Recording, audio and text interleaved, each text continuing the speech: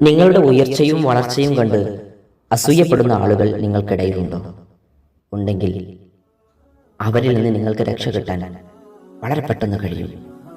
നിങ്ങൾ അവരിൽ നിന്ന് രക്ഷ നേടിയില്ലെങ്കിൽ നിങ്ങൾ തകർന്നടിയുകയും ചെയ്യും. അസ്സലാമു അലൈക്കും വറഹ്മത്തുള്ളാഹി വബറകാതുഹു.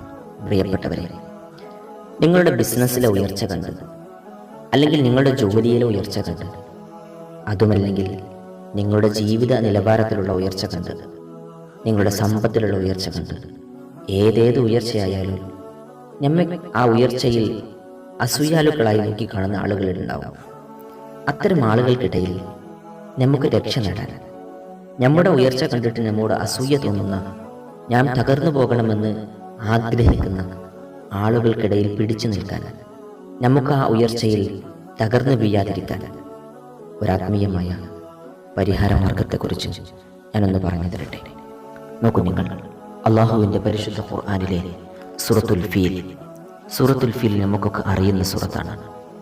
ഈ സൂറത്തുൽ ഫീൽ ഒരാൾ 120 തവണ എല്ലാ ദിവസവും പാരായണം ചെയ്യുക. അങ്ങനെ 21 ദിവസം പാരായണം ചെയ്താൽ നിങ്ങൾക്ക് കാവൽ കിട്ടാൻ അതൊരു കാരണമാകും. ഇനി ഒരാൾക്ക് ഖുർആൻ ഓതാൻ അറിയില്ല എങ്കിലും അള്ളാഹുവിൻ്റെ ചില ഇസ്മുകളുണ്ട്. ആ ഇസ്മുകൾ പാരായണം ചെയ്താൽ മതി. 1, യാ ഗഫൂർ യാ അല്ലാഹ്, യാ ഖുദ്ദൂസ് യാ അല്ലാഹ്, യാ നാഫിഉ യാ അല്ലാഹ്, യാ ഹലീമു യാ അല്ലാഹ്, യാ ലത്തീഫു യാ അല്ലാഹ്, യാ ഹാദി യാ അല്ലാഹ്.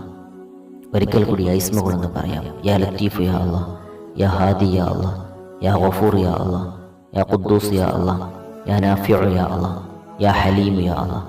ഈ ഇസ്മുകളെ നിങ്ങൾ 121 തവണ എല്ലാ ദിവസവും പാരായണം ചെയ്യുക. ഇൻഷാ അല്ലാഹ് ഇത് നിത്യമായി പാരായണം ചെയ്താൽ നമുക്കുണ്ടാകുന്ന അസൂയാലുക്കളുടെ അസൂയയിൽ നിന്ന് സംരക്ഷണം കിട്ടാൻ ഇതൊരു കാരണമാകും. എന്നിട്ട് ഇത് ഓതിയതിനു ശേഷം, പാരായണം ചെയ്തതിനു ശേഷം അള്ളാഹുവിനോട് പ്രത്യേകമായി ദുആ ചെയ്യുക.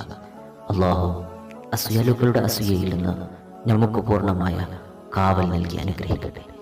ഒരുപാട് ആളുകൾ കമൻറ്റിലൂടെ ദുആ ചെയ്യാൻ പറഞ്ഞിട്ടുണ്ട്. അള്ളാഹു അവരുടെ ഉദ്ദേശങ്ങൾ പൂർത്തിയാക്കട്ടെ. അസ്സലാമു അലൈക്കും വറഹ്മത്തുള്ളാഹി വബറകാതുഹു.